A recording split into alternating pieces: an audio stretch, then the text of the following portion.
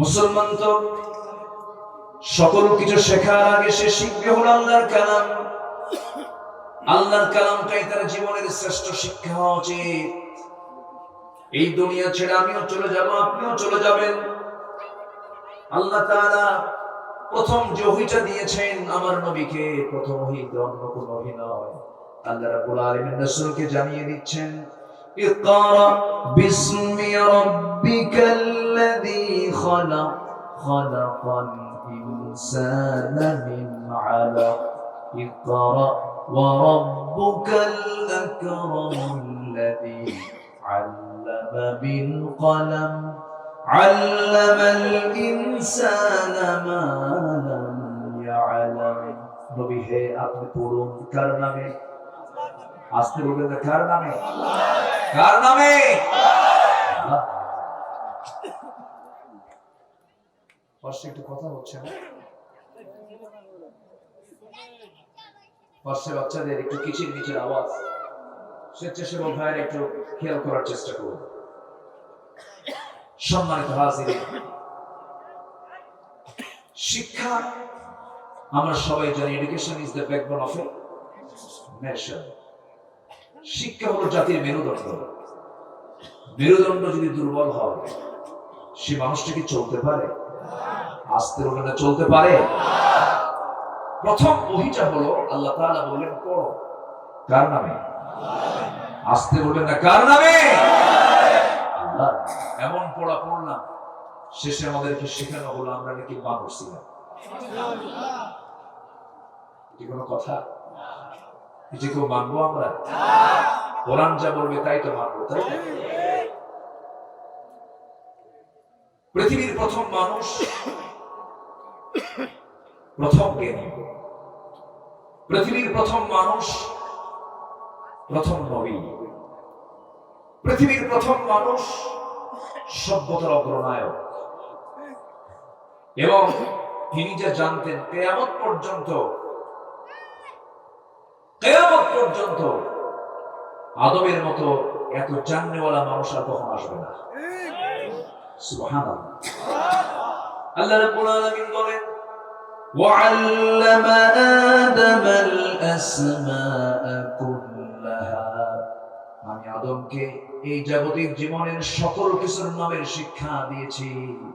সব তিনি জানতেন, সব কিছুর নাম তিনি জানতেন। আমের কত জাত, মাছের কত জাত, প্রাণীর কত জাত, গাছের কত জাত। কৃষি কাজের উপকার আল্লাহ তাআলা তাকে বানিয়েছিলেন, কৃষি কাজ তিনি করতেন। সকল কিছুর তিনি নাম জানতেন। সেই নবীর সন্তান হলাম আমরা। আদম থেকে আমাদের এই পৃথিবীতে আগমন হয়েছে। আমাদের প্রথম পিতা হচ্ছেন আদম আলাইহিস সালাতু ওয়াস সালাম। কিন্তু মাঝখান থেকে যেই সমস্ত গবেষণাগুলো আমাদেরকে শেখানো হচ্ছে, এটা কি আল্লাহ প্রদত্ত কোরআন থেকে না মানুষের চিন্তা থেকে? কিসের চিন্তা থেকে? মানুষের চিন্তার মধ্যে ভুল আছে না নাই? আসতে বলবেন না, আছে না নাই? আল্লাহর কালামে কোনো ভুল নাই, কোনো ভুল নাই। যেটার ভুল নাই সেটাকে আমরা জানি, যেটাতে ভুল আছে সেটাই আমরা জানি। সমস্যা তো এই জায়গায়। সম্মানিত হাজিরিন, এই পৃথিবীর প্রথম মানুষকে আল্লাহ তাআলা যে উদ্দেশ্যে পাঠিয়েছেন, আমাকেও সেই উদ্দেশ্যেই পাঠিয়েছেন। উদ্দেশ্য একটি, সেটা হলো এই পৃথিবীতে কারো গোলামি চলবে না। গোলামি করতে হবে কার? আইন মেনে চলতে হবে কার? এক জায়গায় না সব জায়গায়? এক জায়গায় না সব জায়গায়?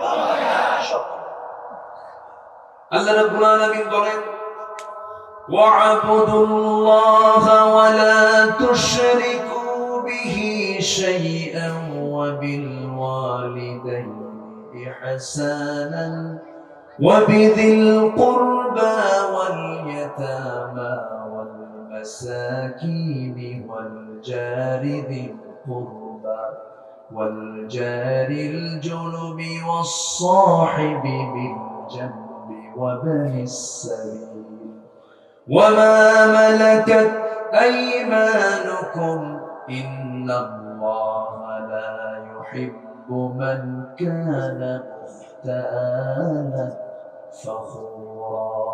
جل الله সূরাতুন নিসা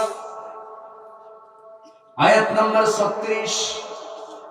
এই আয়াতের ভিতরে মহান রব্বুল আলামিন মূলত হক নিয়ে কথা বলেছেন। এখানে তিনটি হকের কথা আলোচনা করা হয়েছে। নাম্বার 1 হলো আল্লাহর ইবাদত করো, তার সঙ্গে শিরক করো না। এটা কার হক? আস্তে বলবেন না, কার হক? বিল ওয়ালিদাইনি ইহসানা, পিতামাতার সঙ্গে সুন্দর আচরণ করো, এটা হলো পিতামাতার হক। এরপর আল্লাহ রাব্বুল আলামিন বলছেন ওয়াআতাল وبالوالدين إحسانا وبذي القربى واليتامى والمساكين। এরপর আল্লাহ তাআলা বান্দার হকের কথা বলেছেন, আত্মীয়-স্বজনকে নিয়ে কথা বলেছেন, প্রতিবেশীকে নিয়ে কথা বলেছেন, পথিককে নিয়ে কথা বলেছেন, অধীনস্থ ব্যক্তিদেরকে নিয়ে কথা বলেছেন। অর্থাৎ বান্দার হকের কথা আসছে। এখানে কয়টা হকের কথা আসছে বলেন? তিনটা হকের কথা আসছে। একটা হচ্ছে কার হক? আস্তে বলবেন না, কার হক? নাম্বার 2 হলো পিতামাতার হক, নাম্বার 3 হলো বান্দার হক। এই তিনটা হক যে বান্দা ঠিক রাখবে, তার জান্নাতও ঠিক থেকে যাবে। আসুন মূল আলোচনার দিকে আস্তে আস্তে যাচ্ছি। আজকে প্রথম রজনী, আগামীকালকে মাহফিল চলবে, পরশু মাহফিল চলবে। জোরে বলি ইনশাআল্লাহ। আমার জরিপে আমি বাংলাদেশের এমন কোন উপজেলা নেই, এমন কোন জেলা নেই যেখানে আমার বিচরণ নাই। আমি গিয়েছি। এই মাহফিল অঙ্গনে প্রায় 24 থেকে 25টি বছর আমি অতিক্রম করছি। প্রায় 24 থেকে 25 বছর যাবৎ এই দেশের বিভিন্ন আনাচে কানাচে মাহফিল আমার যাওয়া হয়। বিগত সময় আমি যত জায়গায় গিয়েছি, একই জায়গায় এত মেহমানের সমাবেশ আমার চোখে পড়েছে। তবে এদেশের ফেমাস মাহফিলের ভিতরে এই মাহফিল অন্যতম। আলহামদুলিল্লাহ, জোরে বলি আলহামদুলিল্লাহ। প্রায় 10 জন মেহমান এই একই ময়দানে কথা বলবেন, এবং এই 10 জন মেহমান এক একটা মাহফিলের তারা চিফ গেস্ট, যাদের সামনে লক্ষ লক্ষ মানুষ থাকে। আমি মনে করি মকসুদপুর বাঁশবাড়ি এলাকার মানুষের কিসমতটা খুবই ভালো যে এতগুলো মেহমানকে আপনারা দেখতে পাচ্ছেন। বলি আলহামদুলিল্লাহ, জোরে বলি আলহামদুলিল্লাহ। কিন্তু একটা প্রশ্ন আমি করবো, সেটা হলো বাঁশবাড়িয়ার মাহফিল, এই মাহফিলে বাঁশবাড়িয়ার মাহফিলে বাঁশবাড়িয়ার লোক কয়জন? একটু হাত তুলে তো বেশি। আচ্ছা ঠিক আছে, হাত জানা বলি আলহামদুলিল্লাহ। ঠিক আছে, আছে। তবে আরো থাকার দরকার ছিল, তাই না? জি, সম্মানিত হাজির, সম্মানিত উপস্থিতি, বিশেষ করে আমার রবিউল ভাই কোথায়? আমার রবিউল ভাই এই মাহফিলটা নিয়ে তার যে মেধা, যে সময় দান, এটা কয়জন লোক করে ভাই? আমি তো মাঝে মাঝে আশ্চর্য হয়ে যাই। তার সমস্ত কর্মকাণ্ড সব ছেড়ে দিয়ে মাহফিলটার পিছনে যে মেহনত, এটার পুরস্কার তিনি এই দুনিয়াতে কারো কাছে চান না। আমি তার যতটুকু কথা বলে আমি টের পেয়েছি, উনি চান এটার পুরস্কার আল্লাহর হাত থেকে তিনি দিতে চান। আল্লাহ, তুমি তাকে এই উত্তম কাজের যাজা আল্লাহ তুমি তোমার নিজ হাতে তুমি আল্লাহ দিয়ে দাও। জোরে বলি আল্লাহুম্মা আমিন। সম্মানিত হাজিরিন, শিরকের গুনাহ মারাত্মক গুনাহ। শিরকের গুনাহ মাফ হবেই না। এটা কার ওয়াদা? এই ঘোষণা কে দিয়েছেন? আল্লাহ বলেছেন দু জায়গায়। আল্লাহ রাব্বুল আলামিন বলেন, ইন্নাল্লাহা লা ইয়াগফিরু আন ইউশরাকা বিহি ওয়া ইয়াগফিরু মা দুনা যালিকা লিমান ইয়াশা। আল্লাহ বলছেন, বান্দারে সকল গুনাহ মাফ হবে, শিরকের গুনাহ আমি কখনো মাফ করব না। আল্লাহ তাআলার কথা, আল্লাহ তাআলার ওয়াদা কখনো ভঙ্গ হয় নাকি? আসতে বলবেন না, ভঙ্গ হয় নাকি? ভঙ্গ হওয়ার কথা নয়। আল্লাহ যা বলেন কখনো ওয়াদা ভঙ্গ করেন না। মহান রব্বুল আলামিন নিজেই বলছেন, ইন্নাল্লাহা লা ইউখলিফুল মিআদ। আল্লাহ কখনো ওয়াদা ভঙ্গ করেন না।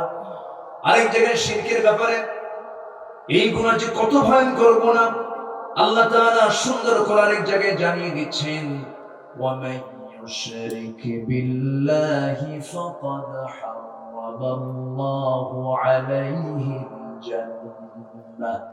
যে ব্যক্তি শিরক করবে তার জন্য জান্নাতটা হারাম হয়ে যাবে। নাউজুবিল্লাহ। জান্নাত কি হয়ে যাবে? হারাম হয়ে যাবে। তাহলে আরেকটা হাদিস এসেছে, আল্লাহ তাআলা নিজেই বলেছেন, যদিও নবীজির মুখ থেকে বের হয়েছে কিন্তু আল্লাহর বাণী, যেটাকে হাদিসে কুদসি বলা হয়। ও বান্দা, তোমার কত গুনাহ আছে, তোমার গুনাহ দিয়ে যদি আনায়াস সামা, আকাশটা যদি ছেয়ে যায়, তোমার গুনাহ দিয়ে যদি বিকরাবিল আরদিল খাতায়া, জমিনটাও যদি ছেয়ে যায়, কোনো সমস্যা নাই। আল্লাহ তো শিরিক বিশাইআন, তুমি আমার কাছে শিরিক মুক্ত হয়ে আসো, আমি তোমার সমস্ত গুনাহগুলোকে মাফ করে আমি তোমাকে জান্নাত দিয়ে দেব।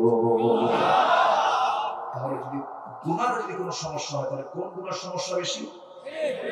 কোন গুনার সমস্যা বেশি? আজকের সাবজেক্টটা কি? শিরক। শিরকের ধারে পাশে যাওয়া যাবে না। শিরকের গুনার ভিতরে আবার দুইটা স্তর আছে, একটা হলো ছোট শিরক, আরেকটা হলো বড় শিরক। শিরকে আকবার, শিরকে আসগার। কিন্তু শিরক কিন্তু কোন অংশে কোনটাই কম নয়। তবে কিছু কিছু শিরক আছে যেরকম দোয়ার মধ্যে শিরক করে, চাইতে গিয়ে আল্লাহ ব্যতীত অন্য কারোর কাছে চাই, যেমন বাবার কাছে গিয়ে চায়, মাজারে গিয়ে চায়। আছে না নাই? আসতে বলেন না, আছে না নাই? পৃথিবীর কেউ আমার আপনার উপকার করতে পারবে না। আল্লাহ নিজেও বলছেন, বান্দা কারো কাছে দোয়া করো না। ওয়ালা তাদউ মিন দুনিল্লাহি মা লা ইয়ানফাউ। তোমরা আল্লাহ ছাড়া কারোর কাছে চেও না, দোয়া করো না, চাইতে যেও না, কারণ কেউ তোমার উপকার করতে পারবে না। আল্লাহ তোমার যদি কোনো উপকার করতে চান, পৃথিবীর কেউ তোমার ক্ষতি করতে পারবে না। আবার আল্লাহ যদি তোমার ক্ষতি করতে চান, লা ইয়ানফাউ, কেউ তোমার উপকারও করতে পারবে না। কিন্তু আল্লাহ ছাড়া চাওয়ার মতো আরো কিছু লোক অন্য জায়গায় আছে না নাই? আছে না নাই? এটা কি ছোট গুনাহ না বড় গুনাহ?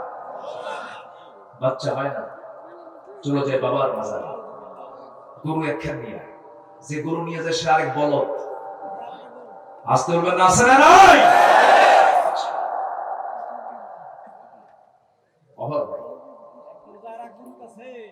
এক গরু যায় আরেক গরুর কাছে। ওয়াসি শুধু আমি পারি না, আপনারা পারেন। আলহামদুলিল্লাহ।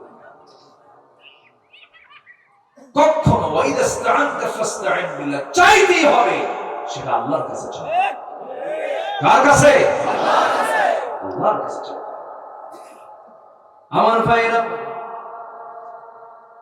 শিরকের গুনার ভিতরে বড় বড় গুনার মধ্যে একটা গুনাহ হলো দোয়ার মধ্যে শিরক হয়ে যাওয়া, আল্লাহর গুণের মধ্যে শিরক হয়ে যাওয়া। নাম্বার 2, ওয়া ইনদাহু মাফাতিহুল গায়ব, সমস্ত গায়েবের জ্ঞান কে জানেন?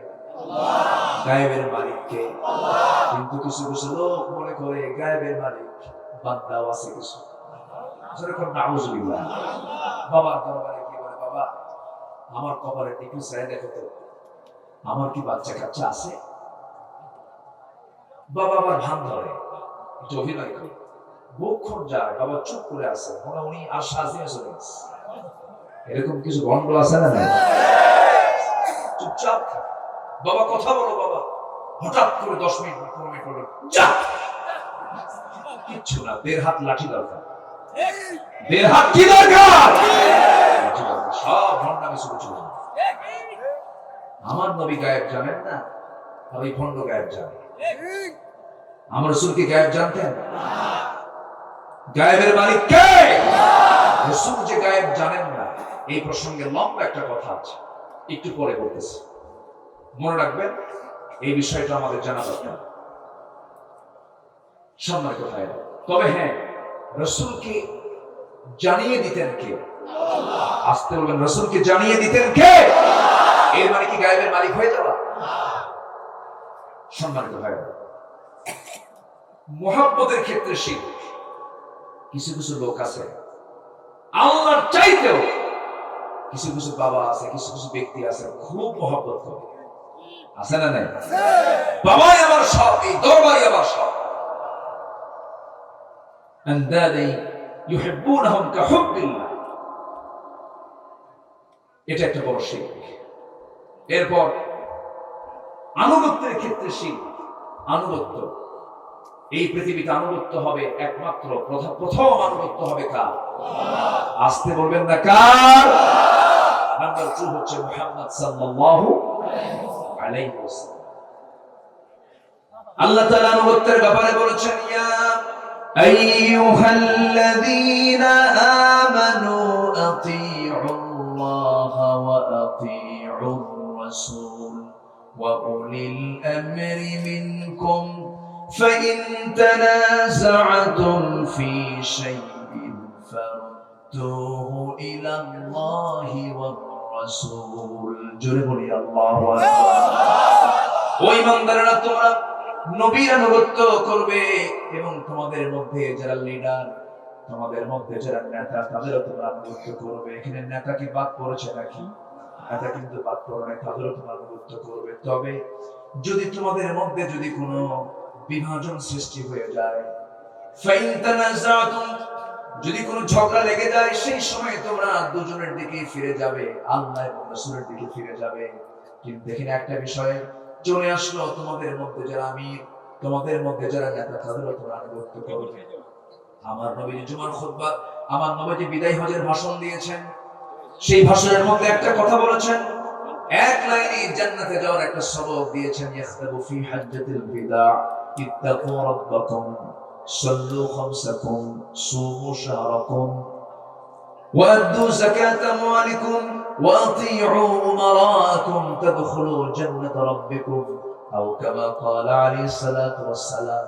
রাসূল বলেছেন, ও আমার সাহাবীরা শোনো, এক নাম্বার তোমরা আল্লাহকে ভয় করো, 5 ওয়াক্ত নামাজ পড়ো, রমজান মাসে রোজা রাখো, যাকাতের মালের যাকাত চালিয়ে দাও, নেতার আনুগত্য করো, আল্লাহর জান্নাতে অনায়াসে প্রবেশ করো। যেরকম সুবহানাল্লাহ। কিন্তু আমরা কোন নেতাকে মানবো? কোন নেতা আমার জন্য মানা জরুরি আর কোন নেতার নেতৃত্ব মানবো না আমরা? একটা প্রশ্ন যদি করি, উত্তরটা দিবেন, সত্যি করে উত্তরটা দিবেন। বলুন তো, আমার দেশে নেতা বেশি না কর্মী বেশি? নেতা বেশি না কর্মী বেশি? সব নেতা মঞ্চে হাজির, মঞ্চে নাই, ঠিক কিনা?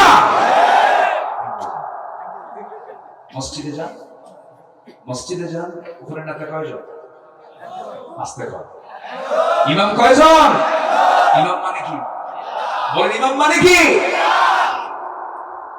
মেম্বারে বসে থাকে, মেম্বার ভাঙবে ভাঙবে না, কারণ ওখানে কোনো গন্ডগোল, নেতারা তো ভিড় নেই। সম্মানিত ভাইয়েরা, যে নেতার নামাজ নাই, সে তো আল্লাহর হক নষ্ট করছে, সে বান্দার হক নষ্ট করবে।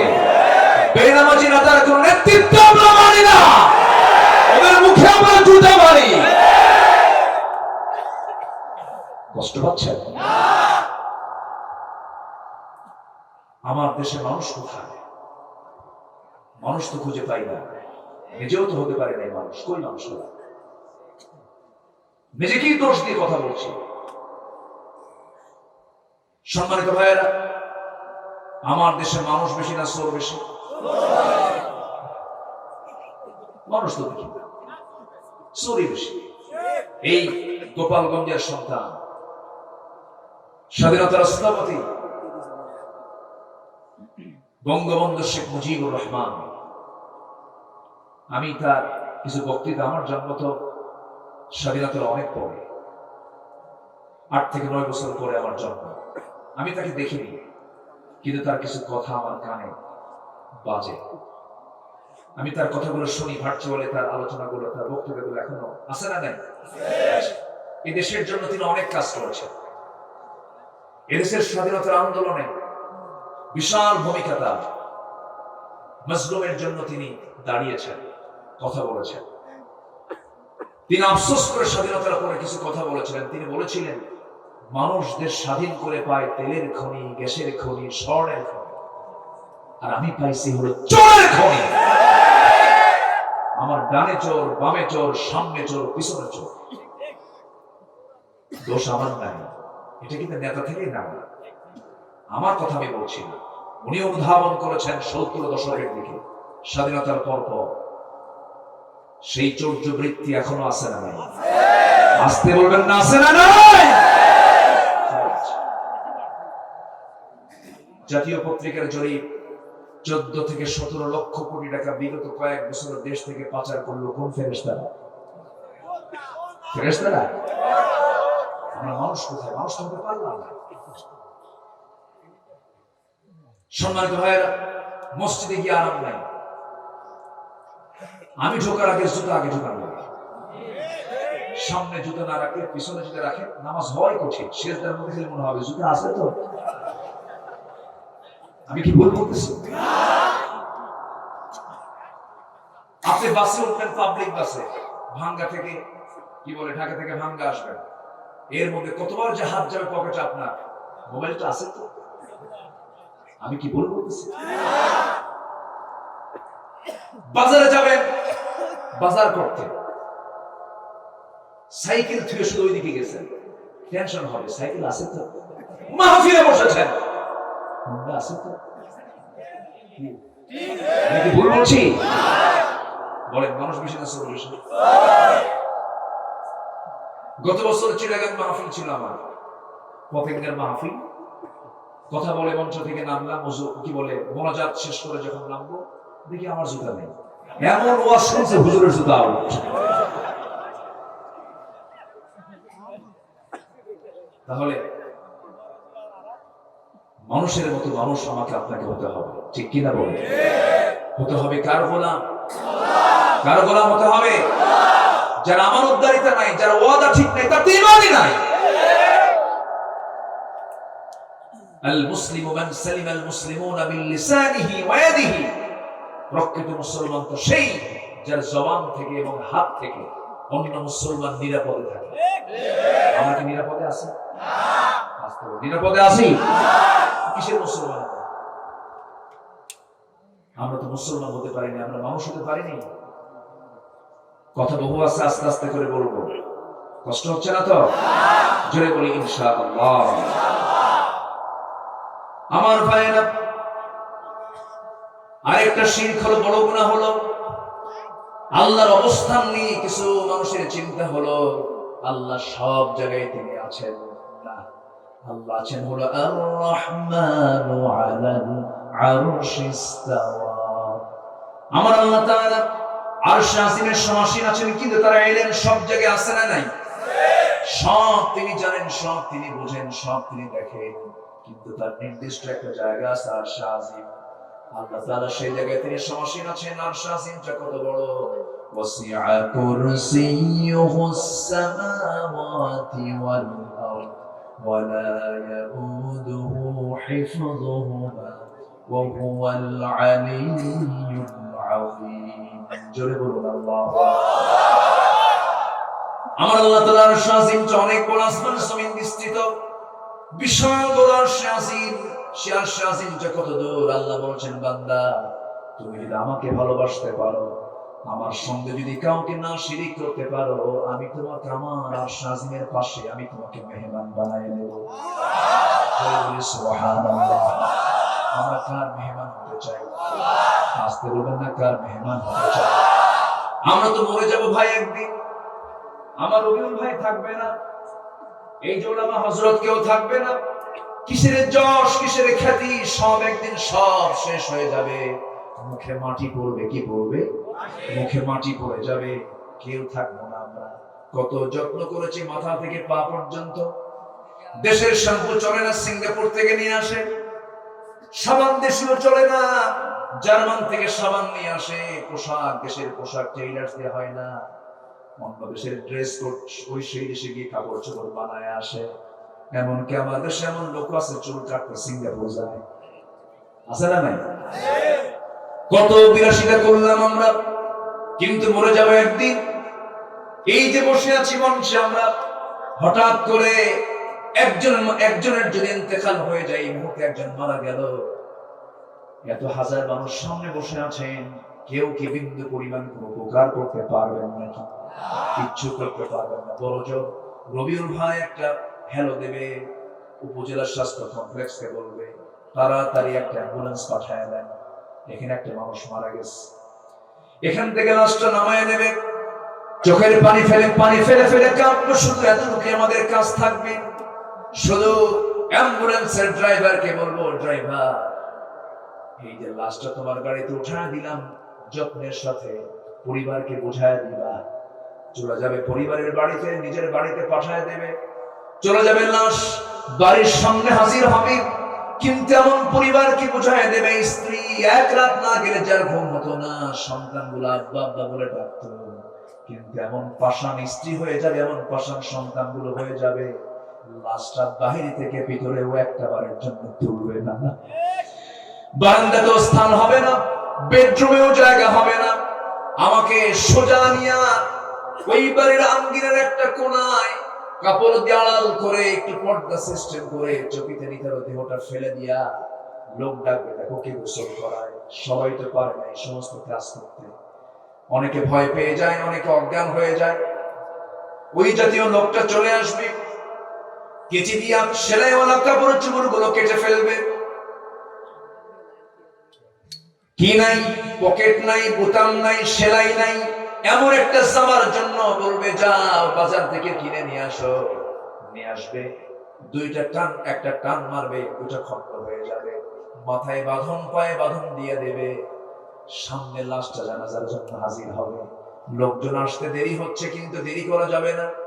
ওই সন্তানটাই বলবে না না দেরি করা যাবে না, তাড়াতাড়ি দাফন করে দাও, লাশটা পচে যাবে, গলে যাবে, ফুলে উঠবে, আমাকে কেউ রাখবে না, আমি পৃথিবীতে সবচেয়ে বড় বোঝা হয়ে যাব, আমাকে এই দুনিয়া ধাক্কা মেরে কবরে পাঠায় দেবে।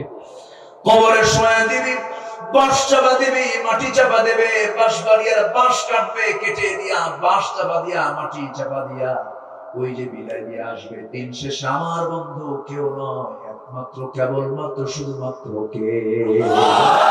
জোরে বলেন কে?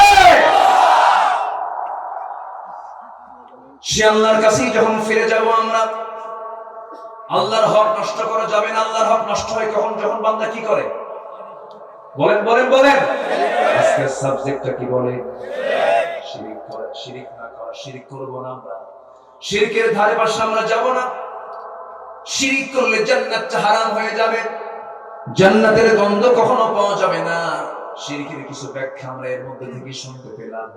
আর একটা শিরিক হলো বিচারের ক্ষেত্রে শিরিক করা। বিচারের ক্ষেত্রে যে বান্দা আল্লাহর আইন ছাড়া অন্য কোনো কিছু দিয়ে বিচার করবে, সে শিরকের কাজ করে ফেললো। এমন আকাম কুকাম তো আমার দেশে নাই। আসতে বলে আছে না নাই? রাসূলকে খুব ভালোবাসে, রাসূলকে খুব মহব্বত করে, দরুদ পড়ে, চোখের পানি ফেলে ফেলে কান্দি। কিন্তু রাসূলকে শুধু নামাজে মানতে চায়, রাসূলকে শুধু মিষ্টি খাওয়াতে মানতে চায়, রাসূলকে শুধু সুন্নত নামাজে মানতে চায়, রাসূলকে শুধু নখ কাটতে নিয়ে মানতে চায়, কিন্তু রাসূলকে রাষ্ট্র পরিচালনায়, রাজনীতির ময়দানে মানতে চায় না। সবচেয়ে বড় প্রতারক এরা, ঠিক কি না? রাসূলকে মানতে হবে এক জায়গায় না সব জায়গায়? এক জায়গায় না সব জায়গায়? সব জায়গায়। রাসূলকে এক জায়গায় মানলে শুধু হবে না। মা আতাকুমুর রাসূলু ফাখুযু ওয়া মা নাহাকুম আনহু ফান্তাহু। রাসূল যা কিছু নিয়ে এসেছেন সব তোমরা গ্রহণ করো, যা কিছু নিষেধ করেছেন তা থেকে নিজের জীবনকে তোমরা মাইনাসে রাখো, ওই সমস্ত কাজের ক্ষেত্রে তোমরা যেও না। বিচারের ক্ষেত্রে যারা আল্লাহর বিধানকে না মানবে, অন্য কোন বিধানকে মানবে, আল্লাহ তাআলা তাদের ব্যাপারে বলেছেন ওয়া মান লাম ইয়াহকুম বিমা আনজালাল্লাহ ফাউলাইকা হুমুল কাফিরুন ফাউলাইকা হুমুল ফাসিকুন। আছে না নাই? আল্লাহর দেওয়া বিধান অনুযায়ী যারা বিচার কার্য ফয়সালা করবে না, সূরা মাইদা পড়েন, সূরা মাইদার ৪০ নম্বর আয়াত, যারা এই সমস্ত কাজগুলো করবে তারাই হলো কাফির, তারাই হলো ফাসিক, তারাই হলো জালিম। এই তিনটা গালি মোল্লা কইছে না আল্লাহ কইছে? এই গালি কে দিয়েছে? আমি কি করব? আল্লাহ যা বলছেন আমি তাই বলবো, ঠিক কি না? হজ করে আসে ট্রিপল হাজি, কি হাজি? ট্রিপল হাজি নামের আগে হাজি না লাগালে মন খারাপ করে। 4.5 লাখ টাকা খরচ করে আসলাম, আমার হাজি পাও না কেন? আবার তুমি সুদ খাও, তোমার নামের আগে বিশিষ্ট সূত্র লেখা দরকার, তা তুমি লিখে দাও। সুদ খাওয়া হাজি আছে না নাই? এই সময় কেউ উঠেন না, উঠে ভাবো ওটাই সুদ খায়, বসে থাকে। বলি আলহামদুলিল্লাহ। কষ্ট পাচ্ছেন নাকি আপনারা? আমার বন্ধুগণ, কোন হককে নষ্ট করা যাবে না। এখানে কিন্তু মূলত শিরিক না করা হলো কার হক? কার হক? শিরিক করলে পরে হক নষ্ট হলো না ঠিক থাকলো? নষ্ট হয়ে গেল। আল্লাহ বলছেন বান্দারে আমার আইন ছাড়া কোন আইন চলবে না। বান্দা কয় না, আমি একটা আইন খারাপ করছি। কি কথা বলছেন? এটা কি হয়ে গেল? শিরিক হয়ে গেল। আল্লাহ বলছেন তুমি আমি ছাড়া আমাকে ছাড়া কারো কাছে চেও না। আল্লাহ ছাড়া অন্য কারো কাছে চাওয়া এটা কি হয়ে গেল? শিরিক হয়ে গেল। কেমন করে চলবো, কেমন করে খাবো, আমার তো কিচ্ছু নাই, কি হয়ে গেল? শিরিক হয়ে গেল। চালাবেন কে? আস্তে চালাবেন কে? দেখবেন কে? বান্দার যদি তাওয়াক্কুল পরিপূর্ণ থেকে যেত, আল্লাহ তাআলা প্রত্যেক বান্দাকে পাখির মতো রিজিক দিয়ে দিতেন। কিন্তু আমরা ধান্দায় থাকি, ধান্দায় কেমন করে মারবো, কেমন করে লুটপাট করবো, কেমন করে বান্দার হক নষ্ট করে সব লুটপাট করে নেব। আমার দেশে ভূমিদস্যু আছে না নাই? ভূমিদস্যু আছে না নাই? লুটপাট করে খান, কি লাভ?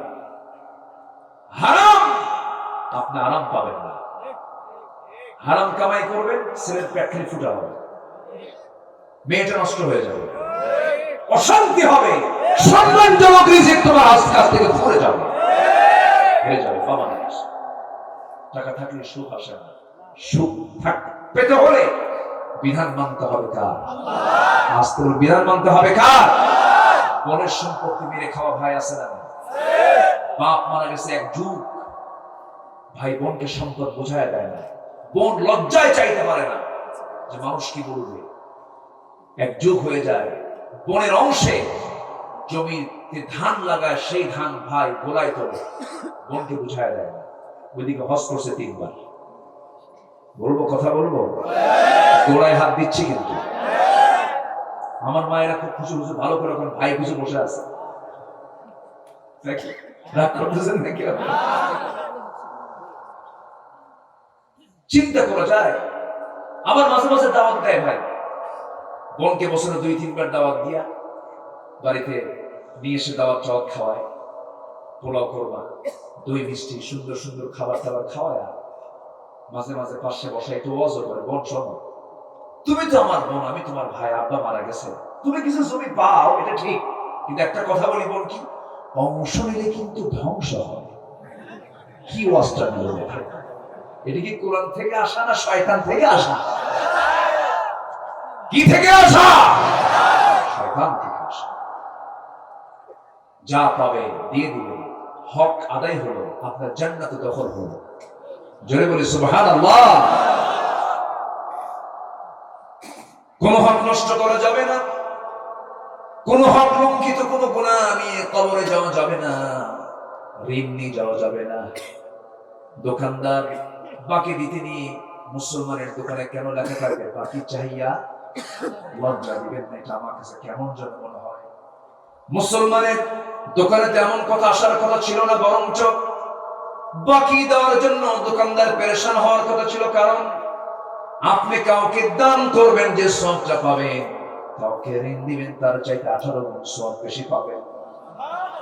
আজকে সমাজে ঋণটা বন্ধ হওয়ার কারণে সুদটা চালু হয়ে গেছে। কোন গুনাহ মাফ হবে না? শিরক করো না, বিদআত করো না, আল্লাহ ছাড়া কারো কাছে মাথা নত করো না। শিরক করো না, বিদআত করো না, আল্লাহ ছাড়া কারো কাছে মাথা নত করো না। পীরের পূজা গরের পূজা ইসলামেতে নাই, তবু মানুষ আল্লাহ ছাড়া মাথা যেন আয়। পীরের পূজা গরের পূজা ইসলামেতে নাই, তবু মানুষ আল্লাহ ছাড়া মাথা যেন আয়। আল্লাহর কোরআন নবীর হাদিস ছাড়া কিছুই মেনো না, শিরক করো না, বিদআত করো না, আল্লাহ ছাড়া কারো কাছে মাথা নত করো না। শিরক করো না, বিদআত করো না, আল্লাহ ছাড়া কারো কাছে মাথা নত করো না। জোরে বলি আমিন। শিরকের ধারে পাশে আমরা যাব না। জোরে বলি ইনশাআল্লাহ। হক আদায় করবো সবার আগে কার? ইবাদত করবো কার? সূরা নিসার 36 নম্বর আয়াতে আল্লাহ বলেছেন ওয়া'বুদুল্লাহ, আমার ইবাদত করো, ওয়ালা তুশরিকু বিহি শাইআন, আমার সঙ্গে কোনো শিরক করো না। শিরকের ধারে পাশে যেও না। ইবাদতটা কি? জীবনের সকল জায়গায় যে কাজটাই আমি করতে যাব, একটা কদম ফেলবো, সে জায়গায় দেখতে হবে আমার আল্লাহ তাআলা কি বলে দিয়েছেন, হুবহু সেটাকে ফলো করা মানে ইবাদত করা। যে ইসলামের নখ কাটার বিধান আছে, সেই ইসলামে কোনো কিছুকে বাদ পড়েছে? আসতে বলে কোনো কিছুকে বাদ পড়েছে? আমার ভাইরা, এই পৃথিবীতে আল্লাহ রাব্বুল আলামিন বান্দাকে যে পাঠিয়ে দিয়েছেন, পাঠানোর মূল দায়িত্ব হলো, মূল কারণ হলো, কাজটা হলো বান্দার কি, সেটা হলো আল্লাহ তাআলা সুন্দর করে বলছেন, ইয়া আইয়ুহান নাসু উবুদু রাব্বাকুমুল্লাযী খালাকাকুম ওয়াল্লাযীনা মিন ক্বাবলিকুম লাআল্লাকুম তাত্তাকুন। হে মানব মণ্ডলী, তোমরা সেই মহান রবের গোলামি করো যিনি তোমাদেরকে সৃষ্টি করেছেন, তোমার পূর্বের সকল মানুষকে সৃষ্টি করেছেন। সেই মহান রবের তোমরা গোলামি করে ইবাদত করো। সেই ইবাদতই আংশিক করবে না, পুরোপুরি তোমাকে দাসত্ব মানতে হবে। নামাজে মানবে, তুমি সমাজে মানবে না। সমাজে কোরআনকে মানবে না, নামাজে কোরআনকে মানবে, তুমি মুনাফিক হয়ে গেছো। ঠিক কিনা বলে? এমন লোক সমাজে আছে না নাই? শিরক করো না, বিদআত করো না, আল্লাহ ছাড়া কারো কাছে মাথা নত করো না। আবার এই জায়গায় আরেকটা কবি সুন্দর করে বলছেন, ও নামাজি কোরআন দিয়ে নামাজ পড়ো, সমাজ কেন গড়ো না। কোরআন দিয়ে নামাজ পড়ো, সমাজ কেন গড়ো না। আছে না নাই? আছে, আছে, এরকম আছে। কোরআন কি শুধু নামাজের জন্য আসছে? সমাজ গড়ার জন্য কোরআন ভূমিকা আছে না নাই? সম্মানিত ভাই, ইবাদতের ভিতরে মূল একটা ইবাদত হলো 5 ওয়াক্ত নামাজ। কয় ওয়াক্ত নামাজ? 5 ওয়াক্ত নামাজ। আজকে আমি যদি আপনাকে একটা প্রশ্ন করি, বলুন তো, বাঁশবাড়িয়ার যত ঘর আছে, প্রত্যেকটা ঘরকে যদি আপনি জরিপে নিয়ে আসেন, কত পার্সেন্ট লোক নামাজ পড়ে? বলে। আচ্ছা, আমি যদি জাতীয়ভাবে জরিপ করতে যাই, যদি বলি যে গোটা দেশে মুসলমান হলো 90%, আর নামাজ পড়ে কত পার্সেন্ট? অনলি 5%। কত বলেন? কত পার্সেন্ট? 5%। আর বাকি 95% নামাজ পড়ে না। আমি কি আলোচনা শেষ করে দেবো না? লোকজন যায় এখানে, এই যে বসেন না, একটু বসেন না, একটু মেহেরবানি করে বসেন, একটু ধৈর্য ধরো। মাহফিলের এক একটা শ্রোতা হচ্ছে বাগানের ফুলের মতো। যদি একটা ফুল কমে যায়, একটা ফুল যদি কমে যায়, বাগানের সৌন্দর্য বাড়ে না কমে? সৌন্দর্য নষ্ট হয়ে যায়। আপনি ওঠার কারণে মাহফিলের সৌন্দর্য নষ্ট হয়ে যাওয়া মানে কি জানেন? এটা আপনার জন্য একটা বিপদ। আমি যাব না, জোরে বলি ইনশাআল্লাহ। মাহফিলে বসে যদি মজা না পাওয়া যায়, কোরআন শুনে যদি মজা না পাওয়া যায়, সেজদা দিয়ে যদি তৃপ্তি না পাওয়া যায়, কোরআন তেলাওয়াতে যদি মজা না পাওয়া যায়, ভাবতে হবে দিলের মধ্যে শয়তান বড় ওয়াসওয়াসা দিয়ে যাচ্ছে। ফিফা ওয়ার্ল্ড কাপ হলো, রাত ৩টার দিকে খেলা, ওযু করে তাহাজ্জুদের নিয়তে খেলা বসতে শুরু করছে। আছে না? ৯০ মিনিটও গোল হয় না, আরো ৩০ মিনিট, তাও সমস্যা নেই। চাচার বয়স ৭০, তাও দেখা যায় যুবকের মতো দেখ। আছে না নাই? ওখানে মজা পাবেন, মাহফিলে মজা পাবেন না, ভাবতে হবে শয়তান বড়টা করছে। সম্মানিত ভাইরা, ইবাদতের মূল হচ্ছে নামাজ। সবাই কি নামাজ পড়তে রাজি আছি? বাঁশবাড়িয়া 100% এই মাহফিলের ফলাফল আমি এটাই দেখতে চাই। বাঁশবাড়িয়ার প্রত্যেকটা ফ্যামিলি প্রত্যেককে 5 ওয়াক্ত নামাজ পড়বে। 100% নামাজের গ্রাম হবে বাঁশবাড়িয়া। কি বলেন আপনারা? 5 ওয়াক্ত নামাজ পড়বেন। কারা কারা একটু হাত উঁচু করে রাখেন, জোরে বলি ইয়া আল্লাহ।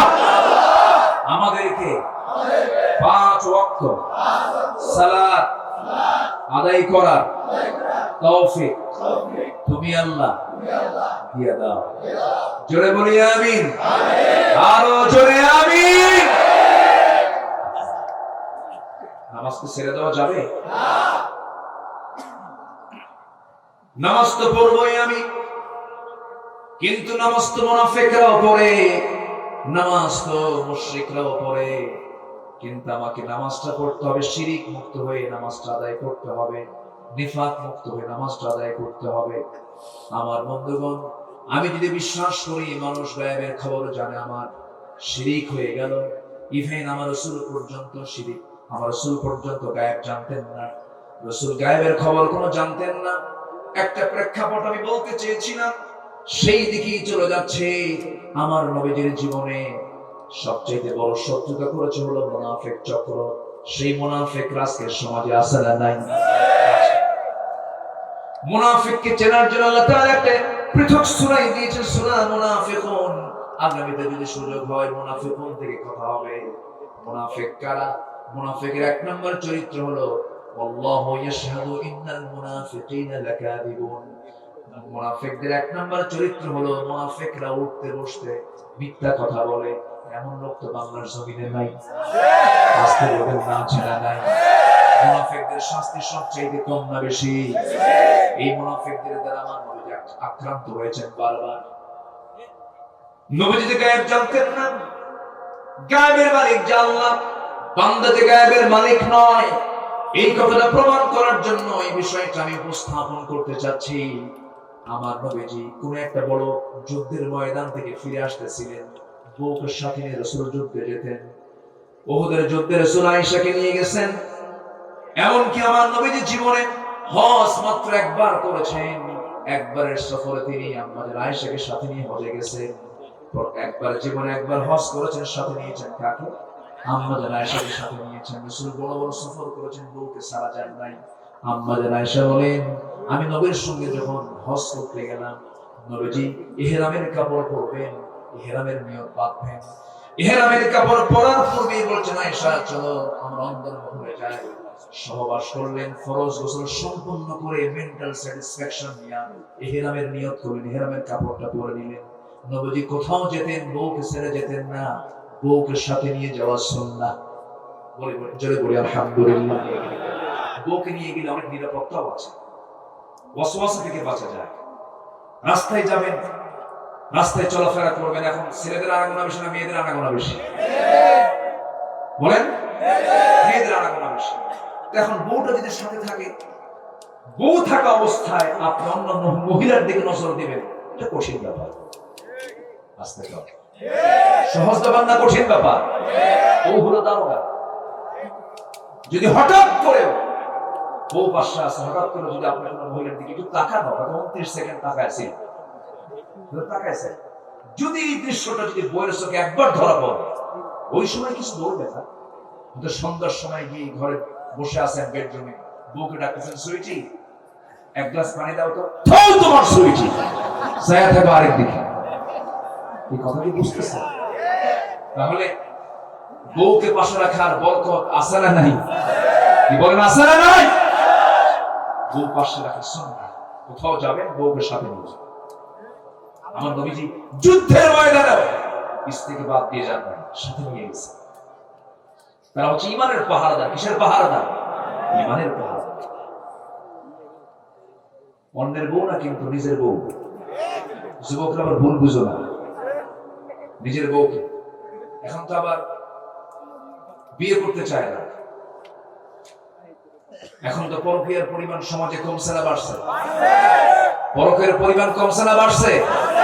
এই নোংরামি বাড়ার মূল কারণ হলো বিজাতীয় সিনেমা নাটক বাংলাদেশে ঢুকে পড়া।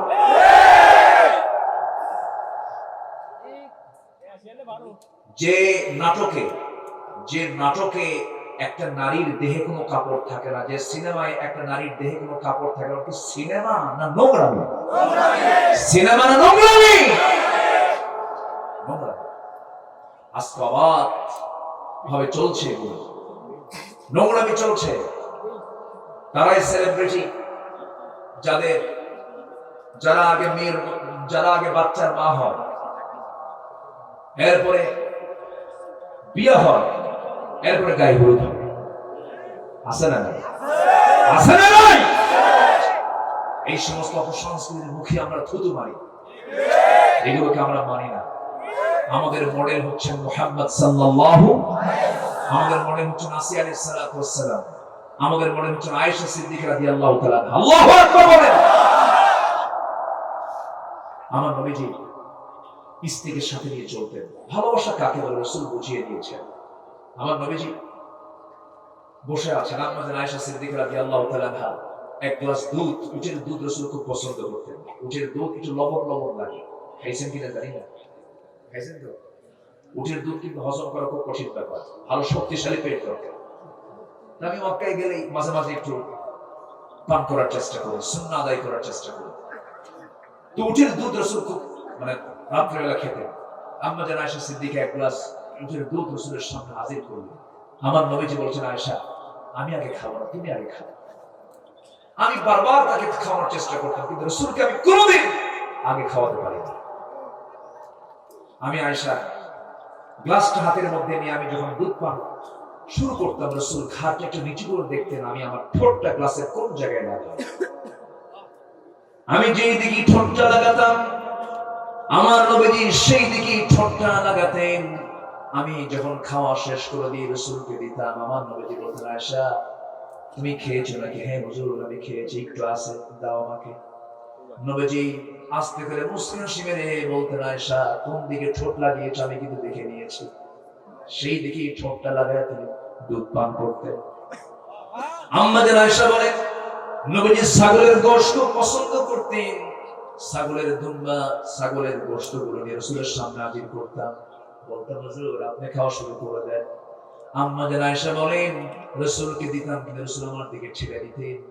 আমি গোশতগুলো না খেয়ে হাড়গুলো খেয়ে খেয়ে রেখে দিতাম। নবীজি আমার চুষে খাওয়া সেই হাড়গুলো রেখে দিতাম, সেই চুষে খাওয়া হাড়গুলো আমার নবীজি চুষে চুষে খেতেন। আমার বন্ধুগণ, মুহাব্বত তো ইসলাম শিখিয়ে দিয়েছে, কিন্তু সেই মুহাব্বত আজকে ঘরে আছে না পরতলা। মুহাব্বত কোথায় গেছে? প্রেম মুহাব্বত তো ঘরের মধ্যে হবে, স্বামী স্ত্রীর মধ্যে হবে। যুবকরা আজকের মাহফিল আমি লক্ষ্য করছি, যুবকদের অবস্থানটা আজকে বেশি, যুবকরা বেশি এসেছো। যুবকদের জন্য আমি 3টা মেসেজ দিয়ে যাব। যুবকরা 3টা কাজ তুমি করবে, জীবনের কোন জায়গায় তোমার রিজিকের কোনো ঘাটতি হবে না। আল্লাহ তাআলা তোমার রিজিকটা ডাবল ডাবল করে দিবেন। জি আলহামদুলিল্লাহ। যুবকরা শুনবে না? কি শোনার আগ্রহ আছে? আমার ভাইরা বলছিলাম নবীর কথা। আম্মা জান আয়েশা কি যুদ্ধের ময়দানে নিয়ে গেছেন। যুদ্ধ শেষে আমার নবীজি অভিযান শেষ করে ফিরে আসতেছিলেন। ফেরার পথে আমার নবীজি ওই সময় সাহাবে কেরামকে বলেন, সাহাবীরা শোনো, এই যে হাজার হাজার সৈন্য তোমরা আছো, দুই একজন তো বাদ পড়ে যেতে পারে। আমি সাফওয়ানকে দায়িত্ব দিলাম, সাফওয়ান শোনো, তুমি সবার শেষে তুমি আসবে। যদি কেউ বাদ পড়ে যায়, সেই বাদ পড়া লোকগুলোকে তুমি যত্ন করে মদিনা পর্যন্ত পৌঁছায় দিবা। আম্মা জান আয়েশা ওই সফরে ছিলেন। নবীজি রওনা দিলেন। রওনা দিতে দিতে চলতে চলতে হঠাৎ করে পথিমধ্যে শৌচকার্যের প্রয়োজন হলো, প্রকৃতির চাপ চেপে আসলো। আম্মা জান আয়েশা বলছেন, উটটা থামায় দাও, হাওদাটা উটের পিঠ থেকে নামায় দাও, পালকিটা নামায় দাও। পালকি নামায় দেওয়া হলো। দায়িত্বপ্রাপ্ত সাহাবী তাকে অত্যন্ত পর্দার নিয়ম রক্ষা করে তাকে আড়ালে নিয়ে চলে গেলেন। তিনি আড়ালে চলে গেলেন, শৌচকার্য সম্পন্ন করলেন। শৌচকার্য সম্পন্ন করে হাজত শেষ করে তিনি আসতে একটু বিলম্ব করলেন। এসে দেখেন সেই পালকিও নাই, হাওদাও নাই, উটটাও নাই, সবাই চলে গেছে। কোনো কেউ তার সামনে, কোনো মানুষজন কেউ নাই, কোনো সাহাবীরাও নাই। দেরি হলো কেন? ওই জায়গায় তিনি গিয়েছেন, তিনি গলার হার একটা ধার করা গলার হার তিনি নিয়ে এসেছিলেন। সেই হারটা তার তার গলা থেকে পড়ে যায়। আবার তিনি খুঁজতে গেছেন, খুঁজতে গিয়ে দেরি হয়ে গেছে। এইদিকে দায়িত্বপ্রাপ্ত সাহাবী তিনি আম্মাজান আয়েশা হাওদার মধ্যে আছেন এটাই মনে করেছেন, মনে চলে আসছেন। তিনি এত চিকন ছিলেন যে পালকির মধ্যে থাকলেও ওজন, না থাকলেও সে ওজন। ভাবছেন তিনি চলে আসছেন, পালকিটা উটের পিঠে উঠায় দিয়েছেন, হাওদাটা উটের পিঠে উঠায় দিয়েছেন, সব চলে গেছে। এসে দেখেন কেউ নাই, শুধু তিনি ইন্না লিল্লাহ বলে আস্তে করে বসে গেলেন। তিনি ভাবলেন আল্লাহ আমাকে বিপদে ফেলেছেন, আল্লাহ আমাকে উদ্ধার করবেন। আস্তে করে তিনি আয়াতুল কুরসি বারবার পড়ছেন, দোয়াগুলো পড়ছেন। এক পর্যায়ে ওই দায়িত্বপ্রাপ্ত সাহাবী দূর থেকে লক্ষ্য করছেন কে যেন সামনে বসা, মহিলা মানুষ মনে হচ্ছে, চাদর মুড়ি দিয়ে বসা। দূর থেকে লক্ষ্য করলেন, অনুমান করতে পারলেন না কে। কাছাকাছি যখন চলে এসেছেন চিনতে পেরেছেন এটা আম্মাজান আয়েশা সিদ্দিকা রাদিয়াল্লাহু তাআলা আনহা। চিনতে পারলেন এই জন্য কারণ পর্দার বিধান, পর্দার আয়াত নাযিলের পূর্বে আম্মাজান আয়েশা ওই সাহাবী দেখেছিলেন, এই জন্যই তাকে চিনতে পারলেন। এরপরে বলছেন আম্মাজান আয়েশা আমি আপনাকে চিনতে পেরেছি, কোনো টেনশন করবেন না। রাসূল আমাকে দায়িত্ব দিয়েছেন, আমি নিরাপদে অত্যন্ত সম্মান দিয়ে, আপনি তো উম্মতের জন্য মা, আপনি উম্মুল মুমিনিন, আপনি কোনো চিন্তা, মুমিনদের মা, আপনি কোনো চিন্তা করবেন না। নবীজি আমাকে এই গুরু দায়িত্ব দিয়েছেন, আমি আপনাকে অত্যন্ত যত্নের সাথে সম্মান করে নবীর ঘর পর্যন্ত পৌঁছায় দেব। তাকে ঘোড়ার পিঠে করে রাত্রে বেলায় নিয়ে গিয়ে নবীর কাছে যখন নবীর ঘরে যখন পৌঁছায় দিলেন, এই কথা যখন মুনাফিকদের কানে চলে গেছে, মুনাফিকরা এই কথাটাকে বড় বানায় ফেলে দিয়া অস্তিত্ব থেকে অস্তিত্ব বানায় ফেললো। সকালবেলা প্রত্যেক জায়গায় টপ নিউজ করে ফেললো, ব্রেকিং নিউজ করে ফেললো, আপডেট নিউজ করে ফেললো। মুনাফিকদের মিডিয়া দুর্বল হয় না মজবুত হয়? কি মজবুত হয়ে যায়। চতুর্দিকে তারা মিডিয়ায় ছড়ায় দিল যে তোমরা কি জানো গত রাতে আয়েশা একজন পুরুষের সঙ্গে, সাফওয়ানের সঙ্গে গোটা রাত ঘোড়ার পিঠে আসছে।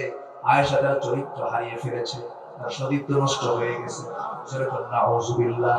এই কথাটা যখন মদিনার গলিতে গলিতে যখন ছড়িয়ে দেওয়া হলো, নবীর কান পর্যন্ত সংবাদটা চলে এলো। আমার নবীর শোনা মাত্রই তিনি, তার মনটা কেমন যেন হয়ে গেল। স্ত্রী বিরুদ্ধে কোন কথার সঙ্গে স্বামীর কি ভালো লাগার কথা নাকি? আমার নবী আস্তে করে ঘরের মধ্যে ঢুকলেন, ঢুকে বলছেন আয়েশা কি যেন কথা আমার কানকে ভারী করে দিয়েছে। আয়েশা মনক্ষুণ্ণ হয়ো না। ওরে আয়েশা আমি তোমাকে এই মুহূর্তে বলতে চাই যে অবস্থা মদিনার শুরু হয়েছে, আমার মনে হয় তোমার এই মুহূর্তে আমার ঘরে না থেকে, স্বামীর ঘরে না থেকে তোমার বাবার ঘরে যাওয়া উচিত। তুমি তোমার বাবার ঘরে যাও, আল্লাহর ফয়সালা, আল্লাহর সিদ্ধান্ত না আসা পর্যন্ত তোমার ওই জায়গাটা নিরাপদ। আমার কাছে তোমার থাকাটা নিরাপদ নয়, ভালো মনে করছি না, তুমি চলে যাও।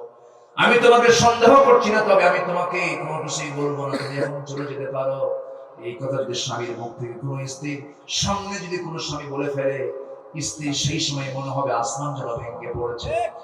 আম্মাজান আয়েশা এই কথা শোনা মাত্রই বলে ফেললেন ইয়া রাসূলুল্লাহ আপনি শুধু আমার স্বামী নন, আপনি আমার শুধু স্বামীর পরিচয় আপনার শুধু নয়, আপনি বিশ্ব নবী, আপনি আল্লাহর রাসূল। আপনি আমাকে হুকুম করেছেন, অবশ্যই আমি মানবো। আমি আমার বাবার ঘরে চলে যাচ্ছি, তবে একটা কথা ইয়া রাসূলুল্লাহ মন খারাপ করা যাবে না। আমার বিয়ের ফয়সালা কিন্তু দুনিয়াতে হয় নাই, আমার বিয়ের ফয়সালা হয়েছে আসমানে। আল্লাহ নিজে আমার বিয়ের প্রস্তাব দিয়েছেন। যেরকম সুবহানাল্লাহ। বেহেশত নির্মাণে করে আমার ছবি জিবরিল আমিন আপনার সামনে হাজির করে দিয়েছেন, এরপর আমার বিয়েটা হয়েছে। ঠিক আছে আমি চলে যাচ্ছি আমার বাবার বাড়ি, তবে একটা কথা বলে যাই হুজুর, আপনাকে আমি বলছি আমি এই বিষয়ের বিচার কারো কাছে চাইলাম না, যিনি আমার বিয়ের ফয়সালা করেছেন তার কাছে আমি চাইলাম। যেরকম সুবহানাল্লাহ। আমার নবী যদি গায়েব জানতেন তখন কি বলতেন? যদি তিনি গায়েব জানতেন তাহলে বলতেন আয়েশা সব মুনাফিকদের বানানো কথা, ভিত্তিহীন বিষয়, বিশ্বাস করো না, কিচ্ছু হয় না, তুমি থাকো, বলতেন না? এখন বলেন রাসূল কি গায়েব জানতেন? রাসূল কি গায়েব জানতেন?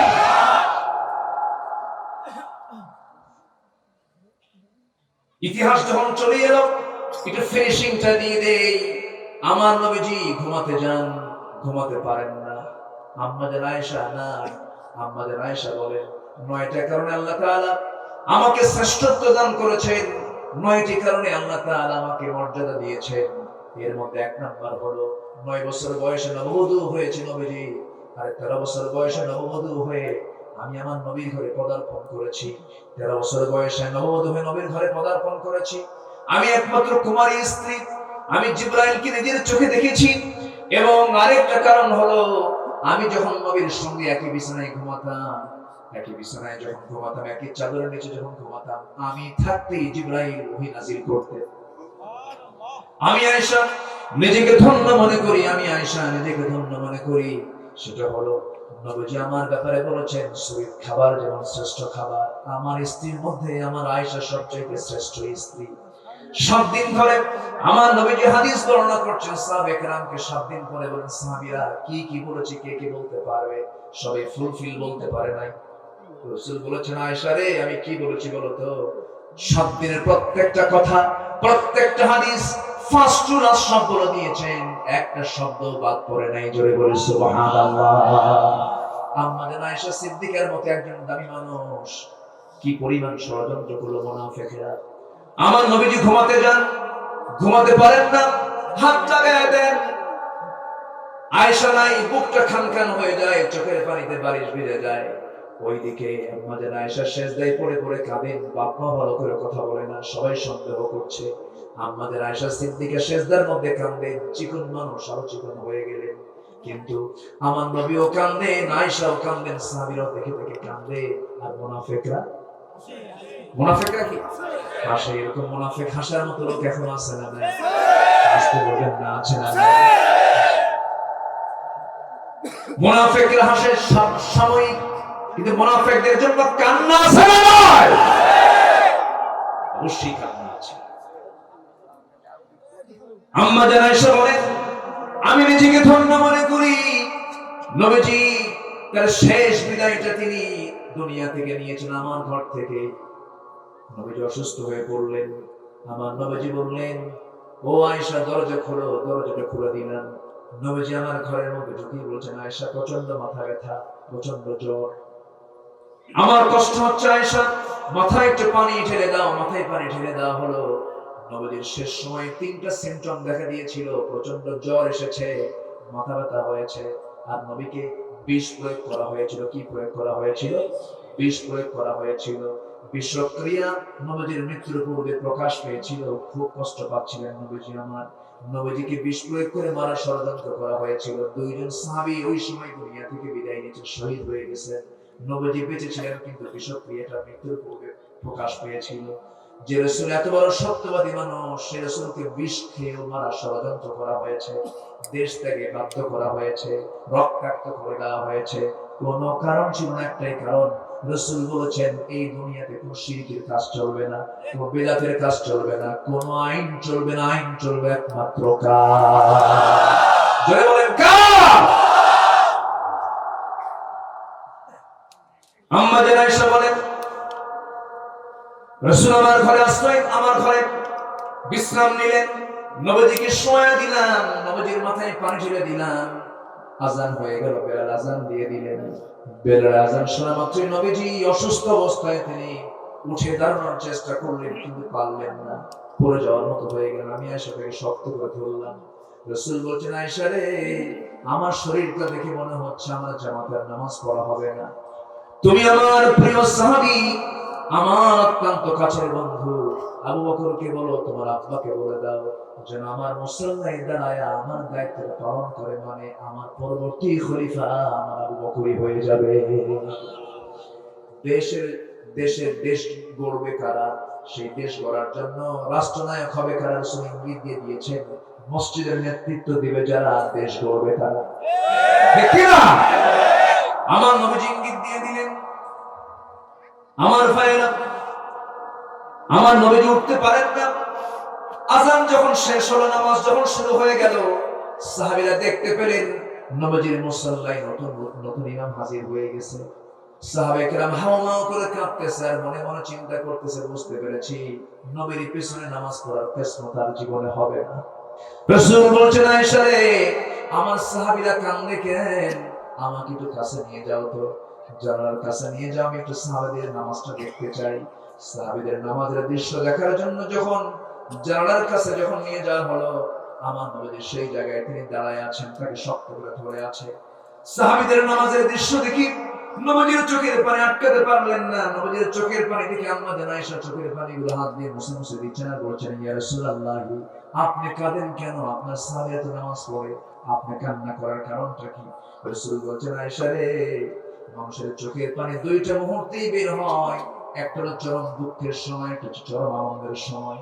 আমার এই চোখের পানিটা বের হচ্ছে আজকে আমার চরম আনন্দের মুহূর্তে, আমার চোখ থেকে পানি বের হচ্ছে। এই যে আজকে নামাজের দৃশ্য, সাহাবীরা আজকে প্রকাশ্যে নামাজ কায়েম হওয়ার পরে তারা এত সুন্দর করে নামাজ জামাতে পড়তেছে। তুমি কি জানো আয়েশা, আমি যখন মক্কার বাড়িতে নামাজ পড়তে গেছি, কাফের মুশরিকরা আমার পিঠের উপরে উটের পচা নাড়ি চাপায় দিয়েছে, বুখারীর বর্ণনা। আমি হামাগুড়ি দিয়ে পড়ে গেছি। আমার মেয়ে ফাতিমা টান মেরে সেই নাড়িগুলো উটের নাড়িগুলো টান দিয়েছে। আমি নামাজে দাঁড়াইছি, হাতের মধ্যে মূর্তি ঢুকায় দিয়েছে। আমার সাহাবীরা নামাজ পড়তে গেছে, ডিস্টার্ব করেছে। এই নামাজ কায়েমের জন্য তায়েফের ময়দানে আমাকে মার খেতে হয়েছে, উহুদের ময়দানে দাঁত ভেঙে দিয়েছে। খন্দকের পরীক্ষা খনন করার সময় কোদাল মারতে মারতে মাটি খনন করতে করতে আমার কোমরটা এই যে পূজা হয়ে গেছে আয়েশা, সোজা করতে পারি না। এই যে এত কষ্টগুলো করলাম জীবনে, আমার হাজার সাহাবীরা যুদ্ধের ময়দানে যুদ্ধ করতে গিয়ে অনেকে শহীদ হয়েছে, অনেকে অঙ্গহানি হয়েছে। সেই আজকের দিন কায়েম হয়েছে, নামাজ কায়েম হয়েছে, এই দৃশ্য দেখে আমি আগ্রেসিভ মনে হচ্ছে আর আমি কাঁপতেছি। আম্মা জান আয়েশা আস্তে করে সেই জায়গা থেকে ধরে নিয়ে আস্তে করে তাকে শোয়া দিলেন। শোয়া দিয়ে বলছেন, ইয়া রাসূলুল্লাহ, আপনি শান্ত হন, আপনি ঠান্ডা হয়ে যান, আপনি কিছু বলতে চান নাকি বলুন। এবার রাসূল বলছেন, আয়েশা রে, আমার কলিজার টুকরা মেয়ে ফাতিমাটা কই, ফাতিমাকে ডাকো তো। সঙ্গে সঙ্গে ফাতিমা হাজির। রাসূল দেখতেছেন ফাতিমার কান্না। নবী বলছেন, ফাতিমা কাছে আয় রে। কানের মধ্যে মুখ ঢুকিয়ে বলছেন, ফাতিমা কেঁদো না, কেঁদো না, দুনিয়াতেও কাছে ছিলা, আমার খবরের জিন্দেগিতে তুমি আমার কাছেই থেকে যাবা, তুমি যাও। ফাতিমার কান্না থেমে গেল। ফাতিমা কান্না থামায় দিয়ে হাসতে হাসতে ঘর থেকে বের হয়ে চলে গেলেন। মৃত্যুর সংবাদ শুনলে মানুষ ভয় পায়, কিন্তু ফাতিমা মৃত্যুর সংবাদ শুনে আনন্দ পেয়ে গেলেন, তিনি বিদায় নিলেন। এবার রাসূল বলছেন, আয়েশা রে, আমি মনে হয় মারা যাব, একটা মিসওয়াক এনে দাও তো। মিসওয়াক এনে দেওয়া হলো। মিসওয়াকটা দেওয়ার আগে আম্মা জান আয়েশা করলেন কি, মিসওয়াকের আগাটা শক্ত ভেবে চাবায় চাবায় নরম করে দিচ্ছেন। সঙ্গে সঙ্গে রাসূলটা দেখতে পেলেন, মুস্কি মুস্কি হাসি মারলেন, দাও মিসওয়াকটা। মিসওয়াকটা নিয়ে আগে মিসওয়াক শুরু না করে আগায় লেগে থাকা আম্মা জান আয়েশা মুখের থুতু লাগাগুলো চুষে চুষে পান করছেন আর মুস্কি মুস্কি হাসতেছে। আর বলছেন, আয়েশা রে, আমি তোমাকে একটু খুশি করার চেষ্টা করলাম, আমি দুনিয়াতে মনে হয় বাঁচব না, দুনিয়া থেকে বিদায় নিয়ে নেব আয়েশা। একটা কথা তোমাকে বলে যায় আয়েশা, আমার উম্মতকে জানিয়ে দিবা, আমার উম্মতরা যেন 5 ওয়াক্ত নামাজ না ছেড়ে দেয়। যেরকম সুবহানাল্লাহ। নবীজি দুনিয়া থেকে বিদায় নেবেন। আম্মা জান আয়েশা বলে, আমি নিজেকে ধন্য মনে করি, আমার নবী আমার সঙ্গে শেষ কথা বলেছেন, আমার মুখের লালা তিনি খেয়ে দুনিয়া থেকে বিদায় নিয়েছেন। এবং রাসূল যখন মারা যান, আমার উরুতে মাথা রেখে রাসূল দুনিয়া থেকে বিদায় নেন। আমি আমার হাতে নবীজির চোখটা নিচের দিকে নামায় দিয়েছি, রাসূল দুনিয়া থেকে বিদায় নিয়েছেন। আমি আয়েশা নিজেকে ধন্য মনে করি, আমার নবীজি আমার ঘরটাই হয়ে গেছে আমার নবীজির মাকবারা কবর। আমার ঘরে তাকে সমাহিত করে দেওয়া হয়েছে। আমার বড় শখ ছিল নবীর সঙ্গে আমি থেকে যাব, আমি আমার রাসূলের পাশেই শুয়ে থাকবো। কিন্তু ইসলামের বড় একজন খলিফা ওমর ফারুক তিনি যখন শখ করলেন তিনি নবীর সঙ্গে থাকতে চান, আমি আমার জায়গা বড় একজন খলিফাকে দান করে দিয়েছি। সেই আম্মা জান আয়েশাকে নিয়ে মুনাফিকেরা বড় ষড়যন্ত্র করলো। এই ষড়যন্ত্রের সবশেষ ফলাফল হলো আমার নবী অপেক্ষার প্রহর গুনছেন, আল্লাহ তাআলা কি জানাবেন। তাহলে এখান থেকে একটা বিষয় স্পষ্ট হলো, গায়েব যদি আল্লাহ ছাড়া কাউকে মানতে যায়, সে ব্যক্তি বড় শিরকের মধ্যে চলে গেল। গায়েবের মালিকটা কে? আল্লাহ। আসতে বলবেন না কে? শিরকের কাছে আমরা যাব না, চলে বলি ইনশাআল্লাহ। আমরা চাইবো গায়েবের মালিকের কাছে। কার কাছে চাইবো আমরা? আল্লাহর কাছে আমরা চাইবো। আমার ভাইরা, ফলাফল কি হলো? আম্মা জান আয়েশা তো বাবার বাড়ি, আমার নবীজি পৌঁছানো 30 রাতগুলো পার করতেছেন, কষ্ট পাচ্ছেন, মুনাফিকরা আসতেছে। কিন্তু এক পর্যায়ে আল্লাহর পক্ষ থেকে হকটা প্রকাশ পেয়ে গেল, ওহী নাযিল হয়ে গেল, রাসূলকে জানানো হলো ইন্নাল্লাযীনা জাউ বিল ইফকি ওয়াসনাতুম মিনকুম। হে রাসূল, আপনার স্ত্রীর ব্যাপারে যে সমস্ত কথাগুলো বলতেছে সম্পূর্ণ ভিত্তিহীন বানোয়াট কথা, আয়েশার কোনো দোষ নাই। আম্মা জান আয়েশা বলেন, আমি নিজেকে ধন্য মনে করি, আল্লাহ তাআলা আমার সামনে কয়েকটা আয়াত নাযিল করে দিয়েছে। জোরে বলেন সুবহানাল্লাহ। নবীজি দৌড় মেরে চলে গেলেন শ্বশুর বাড়ি, গিয়ে বলছেন শাশুড়ি কি, আমার শাশুড়ি আম্মা, আমার আয়েশাটা কোথায়, আমার আয়েশা কোথায়, আমার আয়েশা কোথায়? দৌড় মেরে মেরে ভিতরে খুঁজে খুঁজে বের করলেন। আম্মা জান আয়েশা কথা বলছেন না, একটু অভিমান করে আছেন। মেয়েদের মধ্যে অভিমান কম না বেশি? বলেন কম না বেশি? একটু আদর পেতে চায়, একটু ভালোবাসা পেতে চায়। এই সিচুয়েশন যখন হলো, নবীজি এসে বলছেন আয়েশা আমি চলে এসেছি, একটু কথা বলো। কোনো কথা তিনি বলছেন না। এবার বলছেন আয়েশা রে, আল্লাহর পক্ষ থেকে তোমাকে উদ্দেশ্য করে আল্লাহ তাআলা আয়াত নাযিল করে দিয়েছেন। বলে হুমায়রা তুমি কোথায়? ও লাল টুকটুকে মহিলা তুমি কোথায়? কথা তিনি বলছেন, একটু অভিমান করে আছেন, তার চোখে পানি। রাসূল বলছেন আয়েশা হুমায়রা রাগ করো না। এবার তিনি জবাব বলছেন, আমি কারো প্রশংসা করি না, আমি ইব্রাহিমের আল্লাহর প্রশংসা করি। কার আল্লাহর প্রশংসা করি? ইব্রাহিমের আল্লাহ। রাসূল মুস্কিন হাসি মেরে বলছেন আয়েশা তোমার রাগ এখনো কমে নাই, তুমি সোজা চলে গেছো ইব্রাহিমের আল্লাহর কাছে। আল্লাহু আকবার বল। তাদের রাগটাও ছিল কত দিগদূচিত রাগ। রাসূল বলেন চলো চলে যাই। আমার রাসূল হাসতেছেন, আয়েশাও হাসতেছেন, সাহাবীরা হাসতেছে, মুনাফিকদের হাসি বন্ধ হয়ে গেছে। আজকে যারা হাসতেছে ওরা একদিন কাঁদবে, ঠিক কি না? ওদের মুখে মাটি পড়বে। ইনশাআল্লাহ হকের বিজয় কে দিবেন? আস্তে বলবেন না, কে দিবেন?